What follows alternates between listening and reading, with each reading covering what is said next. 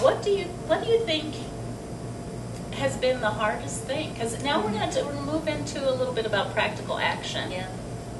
You know, because I think that is actually the hardest step. I think we get these fabulous ideas. You know, we get really excited and animated about the ideas, and then we kind of get paralyzed about the hows, about the whens, about the can I actually do this? Right. Right. What's been the hardest thing? What's been the hardest challenge for you in terms of taking practical action? Right. Oh, that's a wonderful question, because it is true, I believe, to some extent that at some point our dreams do need some lifeline to the physical real world in order not to just fly away like a kite that's lost its string. And I read that someplace, and I thought that was a great metaphor, that yes, you want your beautiful kite to fly high, but you do want to have that string so that you can go with that process and not just let that process get away from you. And so one thing that I remember to do if I feel like my kite is about to blow away, exactly, with no more grounding to reality, is I realize something that you mentioned, that there are people around me who can help. If there's something I don't know, there's somebody on this planet who probably knows it already and has maybe written it down in a book that I can find and read, or maybe I can find that person and he or she will tell me the answer to my question. So I try to remember that I'm not all alone. I don't have to struggle and suffer and be miserable all on my own. I can reach out and I can look for the people who can say, oh, well, if you tie your kite like this, or if you get this, rudder or whatever it might be, the answer is there, and I need to be open to accepting that I don't know it all and that somebody can help me. Yeah, and I think that is an incredibly challenging step. I know it's been challenging for me at various times in my life, and what I hear you saying is to ask. Yes. How many people here actually feel like when they need something, they actually ask for the help? Come on, Katie. Hey. But there's a nice little group of us here that didn't raise our hands. And I think, one of the greatest things that we want to know is that we've helped somebody, that we've somehow added, contributed, supported, provided service, to have been of service. And more people than we know want to help us. That's a good point. But if we don't ask, because you know what, again, life is moving like this. And it's not, if somebody doesn't notice that you're struggling and you feel like, oh, they don't want to help, well, that may not be the case. It may really just be that their lives are taking over, they've really taken over their ability to be aware.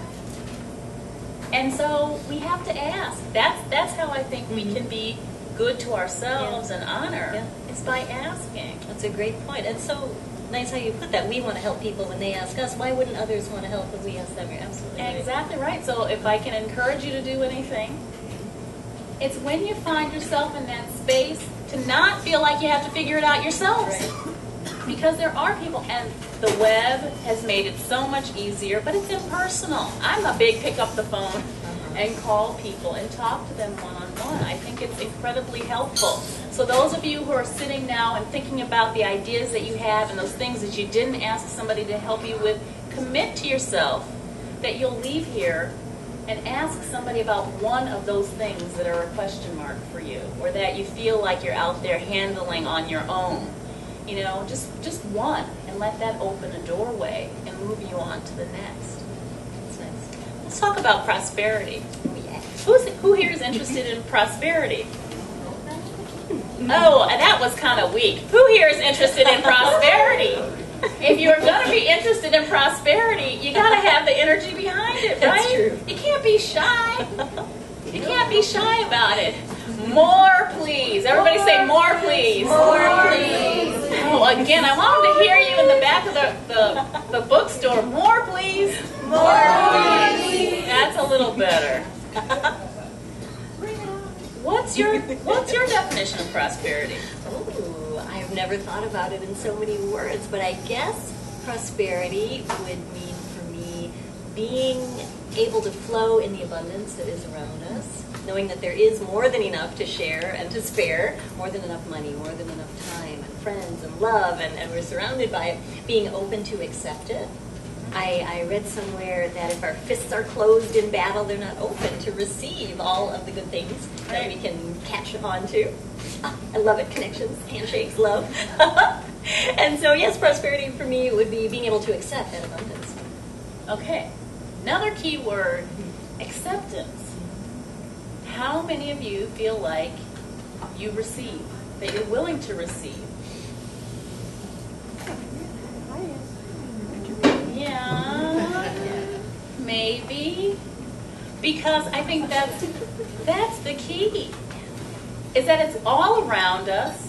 Many, many, many things are available to us, but we have to be willing to be receptive, Yes. to be open to them. That's another term that you use.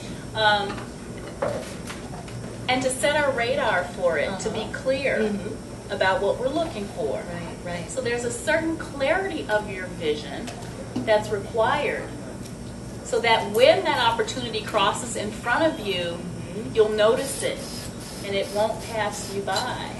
Be clear and focused and refined in terms of what you need. And I would go so far as to say, with no more than 3 priorities at a time. Although this one, I don't know how she does it, but like I said, she's a rare commodity.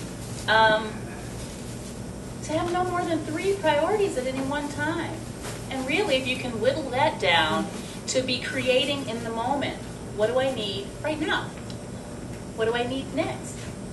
As you move from where you are into the next moment.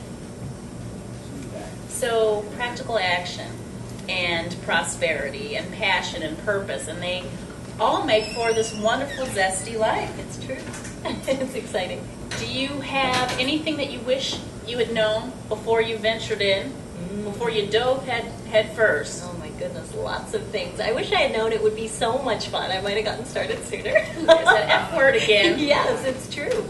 I wish I had known that it is normal to have ups and downs as well. I remember I spoke to a wonderful group of high school students who were at their school's entrepreneurship club. And a couple of them had already started businesses while in high school. I thought, wow, they're ahead of the curve there. And others were looking at different business opportunities for the future. And I spoke about what I do, and they asked me some questions. I was so excited, and I feel like I could just go on for way too long about chocolate and love and products and all kinds of good things like that. And then one girl raised her hand and said, you make it all sound like cake and sunshine. What's the downside? I thought that was great. Cake and sunshine. It's beautiful. Absolutely.